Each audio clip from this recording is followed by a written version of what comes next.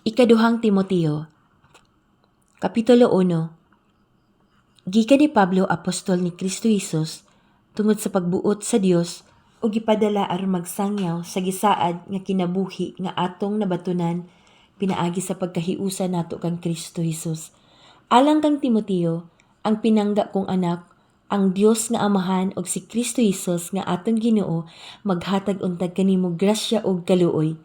Nagpasalamat ako sa Dios nga akong gialagaran sa malinis nga konsensya sama sa pag-alhagad sa akong mga katigulangan. Adlaw ug gabii, nagpasalamat ako kaniya samtang sa kanunay ako nahinumdum kanimo diha sa akong mga pag-ampo. Nahinumdum ako sa imong mga luha ug nangandoy nga makikita kanimo aron malipay ako pag-ayo. Nahinumduman ako sa imuhang matinud-anong pagtuo sama sa pagtuo sa imuhang apuhan nga si Loida ug sa imong inahan nga si Eunice. Misalig ako nga nagbaton ka gihapon sa maong pagtuo. Tungod niini, pahinumduman ko ikaw sa pagmainiton sa paggamit sa gasa nga gihatag sa Dios kanimo sa dihang gipandungan ko ikaw sa akong mga kamot. Kaya ang espiritu nga gihatag sa Dios kanato wala maghimo kanatog talawan kundili naghatag kanatog gahom ug gugma ug pagpugong sa kaugalingon.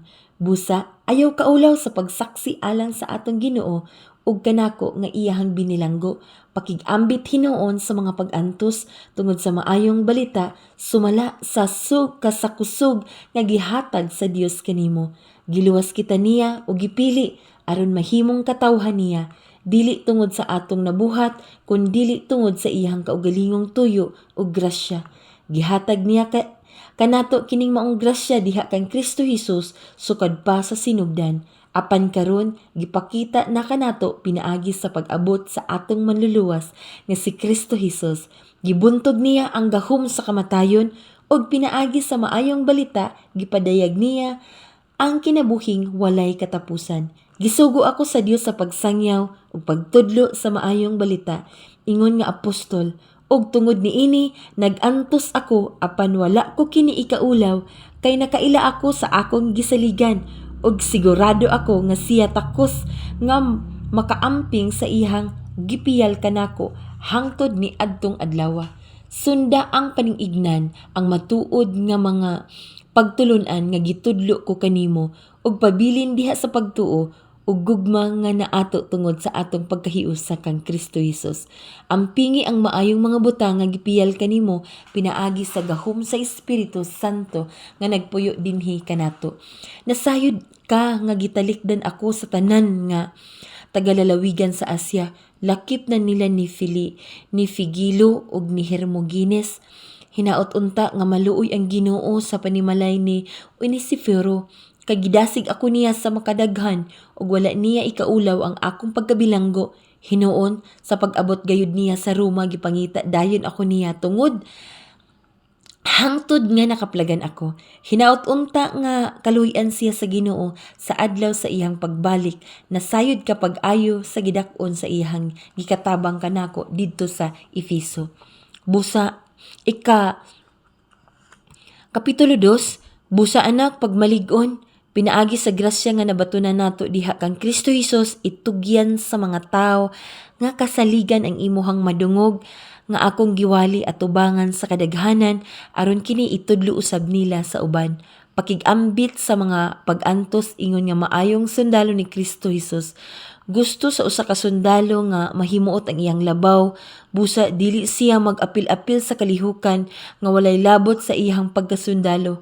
Ang usab ka magdudula nga moapil sa lumba dili gantihan kung dili musubay sa mga lagda. Ang mag-uuma nga naghago pag-ayo kinahanglan maoy makadawat sa unang bahin sa abot. Palando nga kining akong gisulti kay ang Ginoo magtabang kanimo sa pagsabot sa tanan. Hinumdumi si Hesukristo nga kaliwat ni David. Gibanhaw siya ug mao kini ang maayong balita nga akong giwali. Nagantos ako ug gigapos gani ug gikadina sama sa usa ka kriminal tungod kay nagwali man ako sa maayong balita apan ang pulong sa Dios dili ginapos. Busa giantos ko ang tanan tungod sa piniling katawhan sa Dios aron makabaton usab sila sa kaluwasan nga anaa kang Kristo Jesus uban sa himayang dayon. Matuod gayud ang giingon kung mamatay kita uban kaniya, mabanhaw usab kita uban kaniya. Kung mulahutay kita, maghari usab kita uban kaniya. Kung ilimod ta siya, ilimod usab kita niya. Kung kita dili matinumanon, magpabilin siyang matinumanon, kay dili siya makahimo sa paglimod sa iya nga kaugalingon. Pahinumdumi niini ang katawhan og pahimatnguni sila at tubangan sa Dios sa dili pakiglantugi bahin sa mga pulong, kay dili kini makaayo kun dili makadaot lamang sa namati. Paningkamuti pag-ayo nga ang Dios mahimuot kanimo ingon nga alagad nga wala ikaulaw ang iyang trabaho og usa ka alagad nga magtudlo sa kamatuoran sa hustong paagi. Likayi ang binuang og dili Diosnon nga lantugi nga mas makapahilayo lamang sa mga tawo gikan sa Dios. Ang gitudlo nila mahisama sa kabahong nga mag-ut-ut sa unod. Ang duha kanila mao si Himeneo ug si Filito. Nahisalaag sila gikan sa kamatuoran ug gilibog nila ang ubang mga magtotoo pinaagi sa pag-ingon nga ang pagkabanhaw nahitabo na apan lig-on ang sukaranan nga gipahimutang sa Dios. Dili gayud matarog ug niini nahisulat kini nga pulonga nakaila ang Ginoo sa mga iya. Ug ang tanan nga nagsangpit sa ngalan sa Ginoo kinahanglan dili na magbuhat og dautan. Sa usa ka dakong balay adunay nagkalaing-laing mga plato ug mga panaksan. Ang uban plata ug bulawan, ang uban kahoy ug yuta. May alang sa espesyal nga higayon ug may alang usab sa adlong paggamit. Kung hinluan sa tawo ang iyang kaugalingon gikan niining daotang mga buhat, gamiton siya alang sa espesyal nga mga katuyuan kay gihalad man siya aron kapuslan sa iyang agalon ug siya andam sa tanang buhat nga maayo. Likayi ang mga daotang butang nga gusto kaayong himuon sa mga batan-on. Tinguhaa hinuon ang pagkamatarong, pagtuo, gugma, pakigdait uban ni adtong maputli ug kasing-kasing nga nagsangpit sa Ginoo. Likayi usab ang binuang ug walay pulos nga mga pakiglantugi. Nasayod ka nga musangput lamang kini sa panag-away. Ang sulugoon sa Ginoo kinahanglan dili mangaway, kinahanglan maluluyon siya sa tanan, maayo nga magtudlo ug mapailubod, malumo siya kung magmaymay sa mga misupa kaniya. Tingalig hatagan sila sa Dios og higayon sa paghinulsol ug masayod sila sa kamatuoran ug mahibalik unya sila sa maayong pangisip ug makaikya sa bitik sa yawa nga midakop og mi ulipon kanila. Kapitulo 3, timan ikini sa katapusang mga adlaw moabot ang mga kalisod nga panahon, ang mga tawo maguna-una lamang sa ilang kaugalingon ug sa kwarta. Hambugiro sila, mapahitas-on, bugal-bugalon, masupilon sa ilang mga ginikanan, dili mapasalamaton ug dili Diosnon. Wala sila'y kaluoy, walay puangod, tigbutang-butang, mapatunoyangon, bangis, madinumtanon sa maayo, mabudhion, mapasagaron, ug garbuso kaayo. Palabihon nila ang kahilayan kaysa Dios. Magpabilin silang reliyoso, apan isalikway nila ang matuod nga gahom niini. Likayi kining mga tawhana, pipili kanila musaka sa kabalayan aron pag-ilad sa mga makaluluoy nga babayeng nagbugatan sa sala ug dali rang madala sa ilahang nagkalaing-laing daotang kaibog. Naningkamot kining mga bayhana nga makakaton apan dili gayud sila makasabot sa kamatuoran. Ingon nga si James ug si Jambres misupak kang Moises. Kining mga tawhana usab misupak sa kamatuoran. Hugaw ang ilang hunahuna ug pakyas ang ilang pagtuo. Apan dili sila mulampos kay makita man unya sa tanan ang ilahang binuang. Busa nahitabo kang James ug kang Jambres.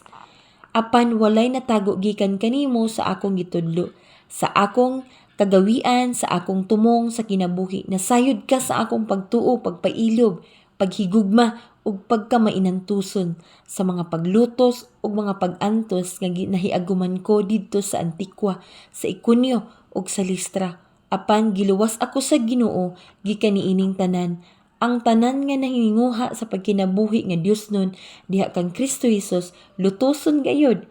Apan ang mga daotan ug tigpa karong ignon mosamot pagkadautan, manlimbong sa uban ug malimbungan usab sila.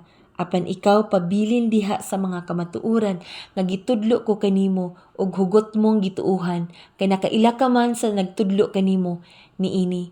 Nasayod ka nga sukad pa sa imong pagkabata, nagbasa ka na sa balaang kasulatan, kini maoy nakahatag kanimong kaalam ug naghatod kanimo ngadto sa kaluwasan pinaagi sa pagtuo kang Kristo Hesus.